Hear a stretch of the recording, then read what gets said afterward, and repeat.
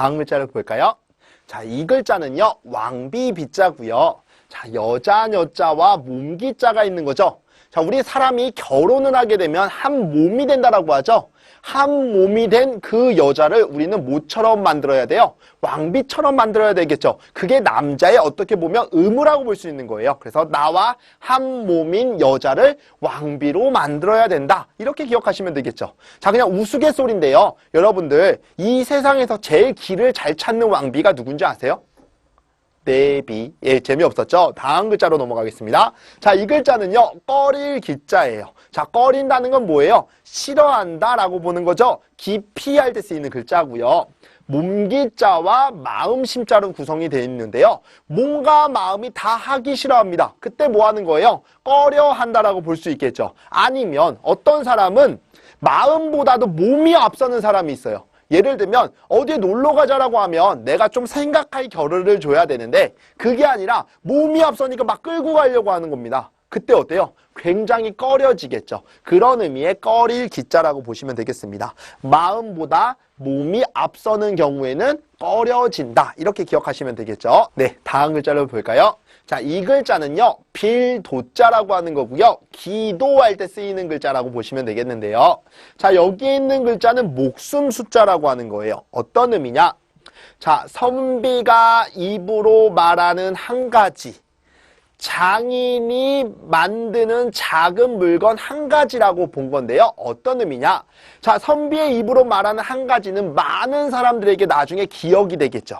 그 다음에 장인이 작게 만든 그 한 가지의 물건은 많은 사람들에게 오랫동안 사용이 되어지겠죠. 그런 의미에서 수명이 길다라고 본 거예요. 왜냐하면 유능한 선비가 한 그 한마디의 말은 많은 사람들이 오랫동안 기억하잖아요. 또 장인이 만든 그 작은 물건 한 가지는 많은 사람들이 오랜 기간 동안 사용을 하잖아요. 이렇게 해서 수명이 길다라는 의미에서 목숨 숫자가 왔다라고 보시면 되겠고요. 그래서 이 목숨 숫자와 신이 합쳐진 글자예요. 신 앞에 내가 사랑하는 사람의 목숨을 지켜달라고 뭐 하는 거예요? 비는 겁니다. 그런 의미의 빌도자고요. 자, 이 글자는 중요하니까 반드시 기억하셔야 되겠죠. 자, 다음 글자 볼까요? 이 글자는요, 부어 만들 주자라고 하는데요. 우리 쇠를 만들 때는 어떻게 해요? 쇠틀에다가 쇳물을 붓죠? 그래서 부어 만든다라고 하고요. 주조할 때 쓰이는 글자라고 보시면 되는데요. 자, 방금 전에 배웠던 목숨 숫자가 있죠. 그리고 쇠금자가 있죠. 쇠의 목숨은 쇳물에 부어 만들 때 결정난다라고 보는 거예요. 그런 의미에서 만들어진 글자인데요. 어떤 의미냐? 쇠틀에다가 쇳물을 부을 때요. 공기가 들어가게 되면 부식이 돼요. 그런데 공기가 들어가지 않게 되면 50년, 100년 동안 오랜 기간 동안 사용을 할 수 있다라고 합니다. 그러니까 쇠의 목숨은 언제 결정나는 거예요? 쇠틀에 쇳물을 부을 때 결정난다는 거죠. 공기가 들어가느냐 안 들어가느냐. 그게 쇠의 목숨이 정해진다라고 본 겁니다. 그런 의미에서 부어 만들 주라고 기억하시면 되겠죠. 다시 한번 정리하면 쇠의 목숨은 쇠틀에 쇳물을 부을 때 결정난다라고 보시면 되겠습니다. 네, 다음 글자를 볼까요? 자, 이 글자는 중요한 글자고요. 뜻지 또는 맞지자라고 하는데요. 우선 맞지자로 설명을 좀 해볼게요. 자, 여기 보시면 해일자가 있죠. 그리고 여기에 있는 글자는 비수비자인데요. 햇볕에 무르익은 과일을요, 칼로요, 쪼개서 먹어본 거예요. 먹고서 뭘 맛봤어요? 맛을 맛봤겠죠? 그런 의미에서 맛지자인데요. 나중에는 사람들이 글을 보죠. 글을 보면서 글의 맛을 본다라는 것은요, 그 글의 뜻을 음미한다라는 의미가 돼서 이 글자는 뜻지자가 되었다라고 보시면 되겠습니다. 자, 다음 글자 볼까요? 자, 이 글자는요, 비계지자예요. 어떤 의미냐? 자, 요 글자를 우리가 맛지자라고 볼게요. 그 다음에 여기 있는 건 우리 몸에 해당한다라고 했었죠? 몸에 해당하지만 우선은 어디서 온 글자예요? 고기 육자에서 온 거죠. 그럼 우리 그냥 고기라고 한번 볼게요. 돼지 고기에서 가장 맛있는 부위라고 본 겁니다. 거기가 어디예요? 비계라고 본 거죠. 그런 의미의 비계지자로 기억하시면 되겠고요. 자, 다음 글자 볼까요? 자, 이 글자는 기를 축자예요. 우리 집에서 기르는 짐승을 뭐라고 해요? 가축이라고 하는 거죠. 밭전자와 거무련자가 있는 거죠. 밭에다가 검은 흑염소를 풀어놓고 뭐 했다? 길렀다. 그냥 그렇게 쉽게 기억하시면 되는 겁니다. 기를 축자고요.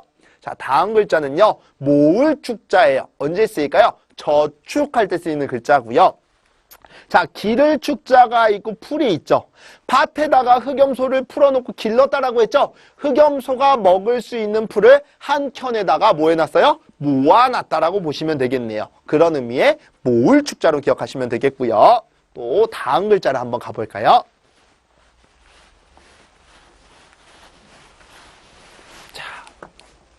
자, 이 글자는요, 맛백자예요. 우리 첫 번째를 뭐라고 해요? 맞이라고 하는 거죠.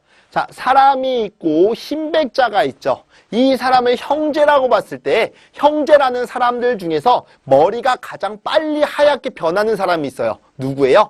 맞이겠죠. 그런 의미의 맛백자라고 기억하시면 되겠고요. 자, 다음 글자 볼까요? 자, 이 글자는요, 잣백자라고 해요. 우리 식혜나 수정과에 동동 띄어먹는 그 열매 있죠? 그것을 잣이라고 하잖아요.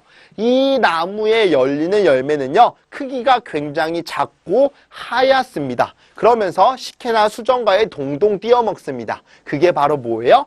잣이라고 떠올리시면 되겠죠. 그래서 잣백자라고 기억하시면 되겠고요. 자, 요 글자도 중요하니까 잘 기억해 주시고요. 자, 다음 글자 볼까요? 자, 이 글자는요, 소반반자예요. 소반이 뭘까요? 쟁반 또는 작은 밥상을 뜻하는 건데요. 자, 여기에서 반이라는 음은 우선 왔어요. 이 글자가 일반 반자예요. 어떤 의미냐? 자, 우리 배주자가 있고 창수자가 있죠. 예전에요, 배를 타고 고기를 잡기 위해서 바다로 나가죠. 바다로 나갔을 때요, 해적을 만나는 경우가 종종 있었습니다. 그것을 대비하기 위해서 바다에 나가는 배는 항상 창을 싣고 나갔습니다. 그게 나만 그러면 특별한 거지만 모든 사람들이 그렇게 해왔기 때문에 일반적이라고 본 거예요. 그런 의미의 일반 반자로 기억하시고요. 자, 일반적인 음식을 담을 수 있는 그릇이라고 본 거예요. 그게 바로 뭐예요? 쟁반, 소반이라고 하는 거죠. 그런 의미의 소반 반자로 기억하시면 되겠고요. 네, 다음 글자 볼까요? 자, 이 글자는요, 운반할 반 또는 옮길 반자라고 하는데요. 자, 중요한 글자고요. 반이라고 하는 의미는 여기에서 왔어요. 일반 반자, 손으로 뭐해 가는 거예요? 운반해 간다라고 보시면 되겠죠. 자, 어떤 의미냐면, 자, 배가 먼 바다에 나와가지고 물고기를 잡는다라고 말씀드렸죠. 그런데 거기서 누굴 만났어요? 해적을 만났겠죠. 해적을 만나서 해적들한테 물건을 다 빼앗긴 거예요. 해적들이 손으로 이 배 안에 있는 물건을 자기 배로 뭐 하기 시작했어요? 운반해서 실어가기 시작했다는 얘기예요. 그런 의미의 운반할 반자라고 보시면 되겠고요. 아니면 이렇게 그냥 생각을 하셔도 돼요. 일반적으로 우리 배가 바다로 나가면 물고기를 실어오겠죠. 그러니까 물고기를 육지에다가 손으로 뭐 하는 거예요? 운반하고 옮기는 거예요. 그런 의미의 운반할 반, 옮길 반자로 기억하시면 되겠습니다. 자, 그러면 우리 또 다음 글자를 한번 가볼까요?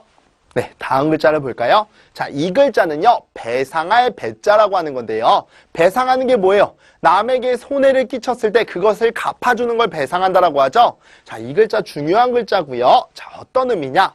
사람이 앉아있다가 일어서면서 옆에 사람의 재물을 떨어뜨렸습니다. 그럼 뭐 해줘야 돼요? 배상해줘야 되겠죠? 그런 의미의 배상할 배자라고 기억하시고요. 네, 다음 글자를 볼까요? 자, 이 글자는요, 구실부자인데요. 구실이라고 하는 건 여기서 세금을 납부하는 거라고 보시면 되겠고요. 자, 여기에 있는 글자는 무력무자예요. 자, 무력이라고 하는 게 뭐예요? 힘을 얘기하는 거겠죠? 그럼 왜 무력이라고 하는 게 발생됐는지를 한번 볼게요. 자, 모으다라고 하는 게 있었죠. 그 다음에 우리 취하다, 가지다라고 하는 게 있었죠. 모으고 가지려고 하는 거 다 어디서 비롯돼요? 욕심에서 비롯되는 거죠. 그 욕심을 멈추고 그칠 수만 있다면 그 힘을 발생시킬 필요가 없겠죠. 무력이 필요 없다라는 거예요. 예를 들면 눈앞에 놓여있는 이 물건을 제가 가지려고 하는데 못 갖게 하는 겁니다. 그럼 어떻게 해요? 무력을 행사하겠죠. 결국엔 내가 가지려고 모으려고 하는 것만 그치면 무력을 막을 수 있다는 의미에서 무력무자라고 기억하시면 되겠고요. 자, 여기에 있는 건 재물이죠. 국가는요, 여러분 법이라는 힘을 가지고, 법이라는 무력을 가지고 여러분들의 재물을 가져가죠. 그게 뭐 하는 거예요? 세금을 납부하게 하는 거잖아요. 그걸 우리는 뭐라고 해요? 구실이라고 하는 거예요. 그래서 구실부자 또는 부과할 부자라고 합니다. 세금을 부과한다. 왜? 여러분들의 재물을 가져가기 위해서 법의 힘을 빌어서 가져가는 거잖아요. 그것을 우리는 구실이라고 한다라고 하는 거예요. 자, 다음 글자 볼까요? 자, 이 글자는요, 줄사자예요. 그래서 우리 임금님이요, 밑에 사람에게 어떤 물건을 주는 것을 하사한다라고 하는 거죠. 자, 여기 보시면 우리가 지난 시간에 배웠던 쉬울 이자가 있고요. 그 다음에 재물이 있죠. 쉽게 얻은 재물은 쉽게 뭐 할 수 있다? 줄 수 있다라는 거예요. 왜냐하면 임금이 직접 힘들여서 열심히 농사를 지었다면 그 물건을 쉽게 주지 못했을 거예요. 그런데 쉽게 밑에서 조공으로 올라오는 재물들이잖아요. 그러니까 나중에 그 재물을 쉽게 자기도 밑에 사람한테 뭐 할 수 있어요? 줄 수 있다라는 거예요. 그런 의미의 하사할 때 쓰이는 글자입니다. 자, 다음 글자 볼까요? 자, 이 글자는요, 줄 증자예요. 증정, 증여 할 때 쓰이는 글자죠. 자, 우리가 아까 배웠던 글자예요. 일찍 증자라고 했었죠.